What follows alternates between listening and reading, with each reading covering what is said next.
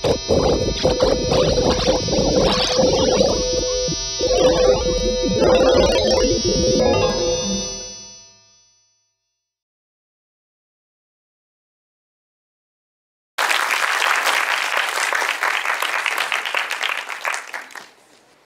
you ever wondered how to be the next Jack Ma?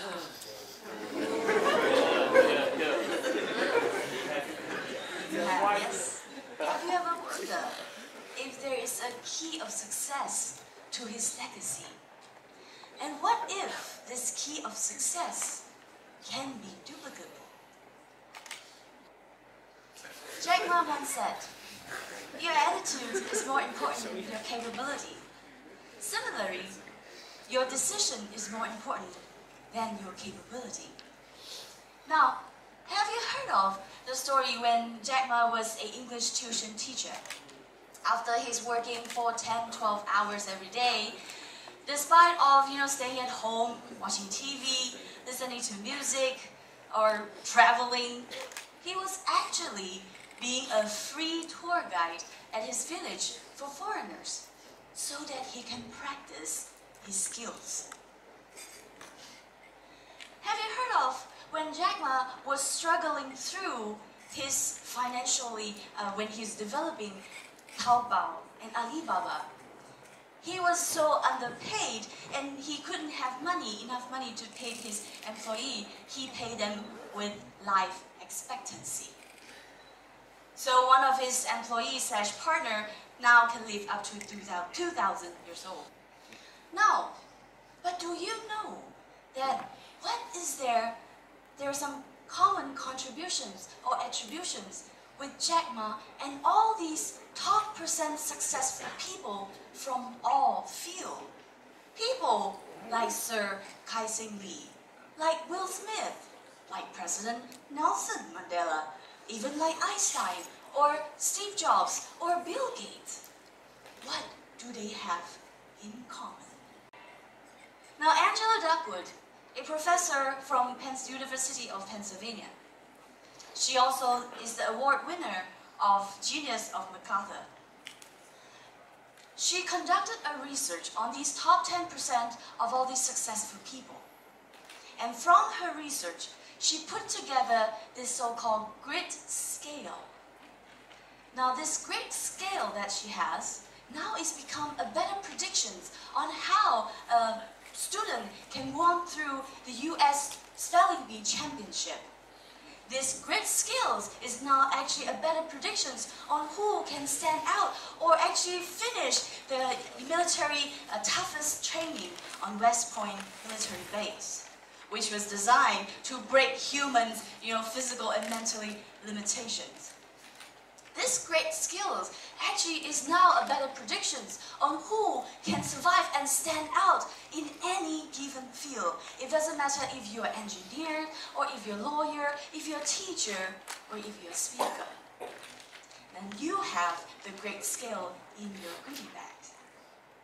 So what exactly is grit? Grit is perseverance and passions towards a long-term goal. Despite of what we believe as high as IQ or your academic score or your physical attributes, it is the perseverance and passions towards what you really want. So, how do we cultivate this? Now that we know that it can be duplicated, it can be learned. So now what we have to do is be you. Okay? Be you. So what is be you? Belief, effort, and the ultimate concern. Now to demonstrate belief, Steve Jobs once said, the ones who are crazy enough to believe that you can change the world who are people that actually did it. Now, to demonstrate this point, I would like to have, can I have all of you guys to please stand up? Okay. Now, if you could please, okay, put on your right hand and your right finger, okay, and start to point towards your back. to back. And mark the place where you stopped. Okay? So remember where you stopped. Okay, now turn back. Okay, put out your hand. Okay, now I would like you to please close your eyes.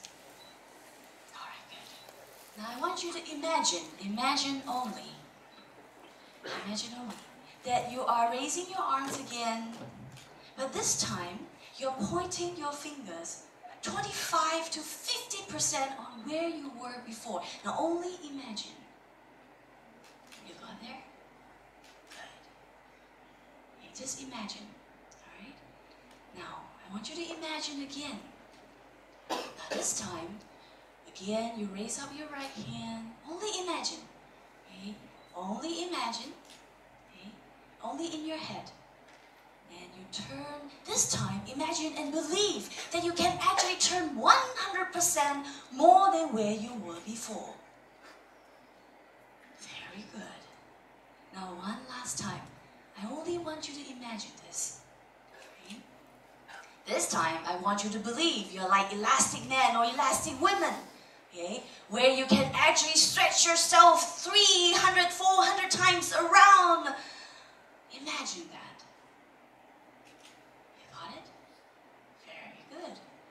Now, can you please open your eyes? Okay, don't give yourself some space. Okay, don't poke your friend's eyes out. There you go. Now this time, I want you to raise your hand again and stretch as far as you can go to the end. Whoa! Give yourself a round of applause if you did 25% or 50% more. Please have a seat. Thank you very much. Good job. So, were you like secretly, doing yoga training while you were closing your eyes? No. So what has changed? The only thing that has changed is that you believed that you could, and then you have to actually try harder the second time. Now allow me, to share with you my personal story. Like, when the introduction was going, I spent about 15 to 16 years of my life overseas, from US, to Japan. And then when I returned to Malaysia, I started my counseling job, just part-time, freelance. But I will always remember the first case I get in Malaysia. It was a mother who called me, sobbing, on the phone, really upset, really crying, needed my help. She told me that, her child, her daughter, who had just finished STPM exam, but suddenly had this mental breakdown and stayed in the room and wouldn't eat and wouldn't come out at all. She didn't know what to do. She needed my help. Luckily, I was able to, talk to the girl. And what I found out is that even though she had scored 4 A's in STPM, she wanted to apply for a university of a certain major. And she was rejected. She failed. Because of quota already filled up. But for the longest time, for all her life, she believes that studying very hard equals to going to good university into the major she wanted, and then it will become successful life and happy life. And now she works very hard for her grades, and then she could get into the university and the major she wanted. Now she cannot have the successful and happy life. She broke down. This case, shocked me to the core. Because then, me and my partner, that's why we started our counseling and training center. Because we strongly feel that other than academic performance, there should be other things like resiliencies, like emotional control. Like, how can you have a good attitude? How can you bounce back when you are facing bad influences? Or how do you bounce back when you fall down? Well, how do you have good support system, a good social network, so they can support you through tough and down? So even though at that time, I was only getting like 500 ringgit a month salary, I was still working with her. But then, in year 2012, personal tragedy happened. my marriage fell apart. I had to support my 2 sons all by myself. I had to make a decision whether or not to continue to advocate for this resiliency life skills program, or should I get a better job that can support me and my family. And then at a time, I came to an old friend who is in marketing, and he told me, he said, Alice, if you want to advocate for your resiliency training program, first you have to be well known, so that you can tell people about this program. So that at that time I made a decision. I want to be a famous trainer. Well, might as well go all for it. I want to be the international trainer. So I told myself from that day, I believe I can do it. So then, I start putting in my effort. I knew that 10,000 hours of continue improving your skills will sharpen your tools, and you can get to where you want and become who you want to be. I then, continue to work on my attitude, on how to improve my skills, my all 6 S's, 6 Q's. 6 Q's. Okay, the 6 Q's. Q's on adversity quotient. How do you bounce back when you face problems? How do you bounce back when you have facing difficulties? How do you bounce back when you have negative criticism? I work on my emotional control, on how to have a better attitude, to work with people. How do I see or even welcome challenge as part of my life journey?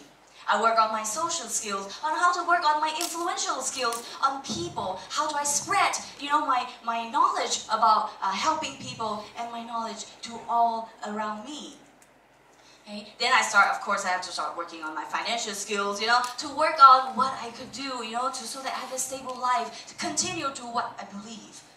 Of course, then I have to work on my creativity quotients, where I have to start, I have to go online and start learning how to edit a movie, how to learn how to, make stories, connect with people. How do I use my tone and my image and all that to work with people so I can connect with my audience.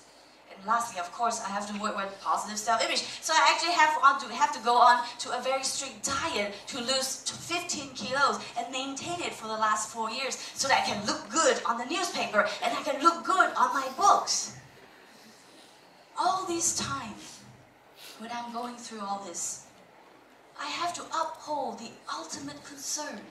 I have to keep asking myself, Alice, what do you want to get out of your life? Why is it so important to you? Why are you doing this to yourself? And it came down to one conclusion. As long as my program can help a student during a critical time when they need to make critical decisions of either death or a life when they get a bad grade, as long as I can help that one student, as long as I can help one student to make the good decisions when they are facing bad influences like drugs, alcohol, smoking, bad unhealthy sex or poison relationship. As long as my program can help somebody, I will continue. Because I do believe, just like Angela Duckworth, that greatness is doable. And what makes greedy people great is that they are able to keep going despite of that. And I'm very proud to tell you today, after 4 years, in September of this year and October of this year, I actually was invited to Japan to do my, my resilience skill training for a group of employees in Japan. So, and today, standing in front of you at this international platform, talking to the local audience and the audience around the world, I am here to declare that I am, in fact, an international speaker. Now, if you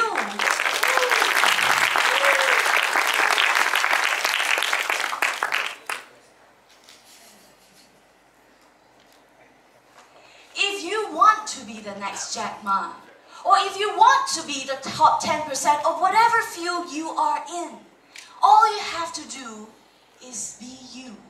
Will you be able to believe that you could be the top 10% of where you want to be? Will you willingly to put in the effort, the 10,000 hours? Are you willing to be the last person standing, in the library, the last person leaving, be the best among your peers?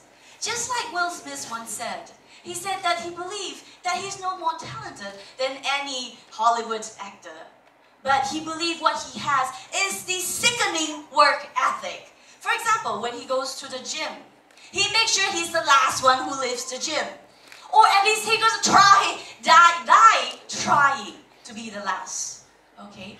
So that is what we're talking about. Do you have something you truly care about, that you truly feel important to you? Because if you can be you, then I'll be waiting for you at the top 10% one day. Thank you.